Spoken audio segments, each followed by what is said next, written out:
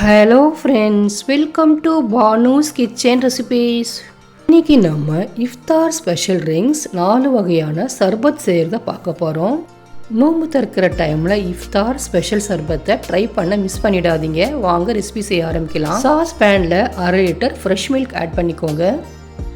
ஒரு பவுலில் 2 teaspoon custard powder add பண்ணிக்கோங்க. கொஞ்சமாக பால் ஊற்றி கட்டிகள் இல்லாத மாதிரி மிக்ஸ் பண்ணிக்கோங்க.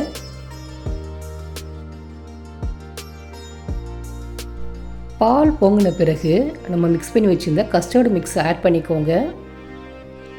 கைவிடாமல் கிளறிட்டே இருங்க. பால் உங்களுக்கு திக்கானா போதும்.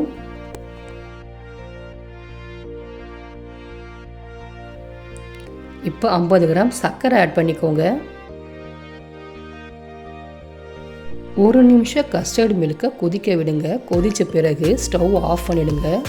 ஒரு பவுலுக்கு மாற்றி ஆறின பிறகு ஃப்ரிட்ஜில் வச்சுருங்க.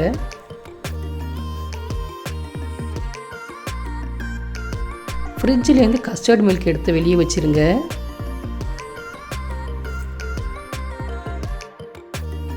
ஒரு குழிக்கரண்டி ஊற வச்சு சப்ஜா விதைகளை ஆட் பண்ணிக்கோங்க.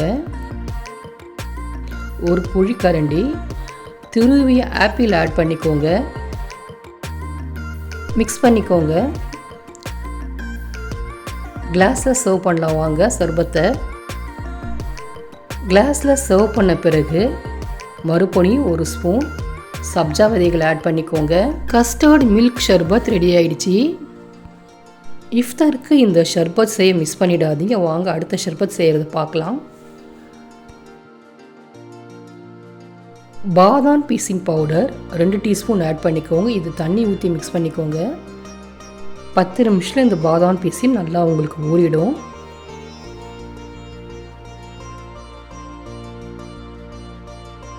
அரை லிட்டர் பாலை காய்ச்சி நல்லா ஆற வச்சுக்கோங்க.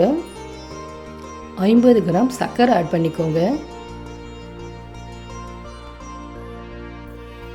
ரோஸ் மில்க் எசன்ஸ் தேவையான அளவு ஆட் பண்ணிக்கோங்க.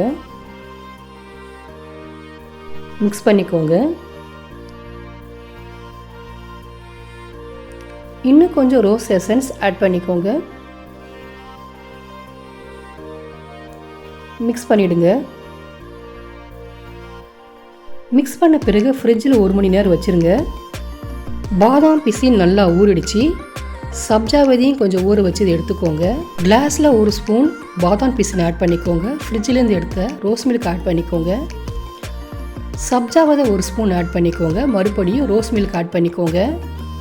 பாதாம் பிசின் சப்ஜா விதை ஆட் பண்ணிக்கோங்க. ரோஸ் மில்க் ஷர்பத் ரெடி ஆகிடுச்சு. அடுத்த ஷர்பத் செய்கிறத பார்க்கலாம் வாங்க.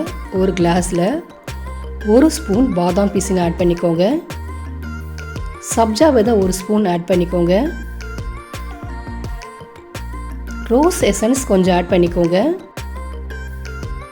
சர்க்கரை 1 ஸ்பூன் ஆட் பண்ணிக்கோங்க. ஐஸ் வாட்டர் கொஞ்சம் ஆட் பண்ணிக்கோங்க.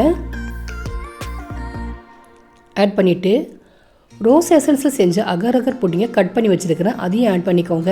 மிக்ஸ் பண்ணிக்கோங்க. ரோஸ் ஷர்பத் ரெடி ஆயிடுச்சு. அடுத்த ஷர்பத் செய்கிறது பார்க்கலாம் வாங்க. ஒரு கிளாஸ் எடுத்துக்கோங்க.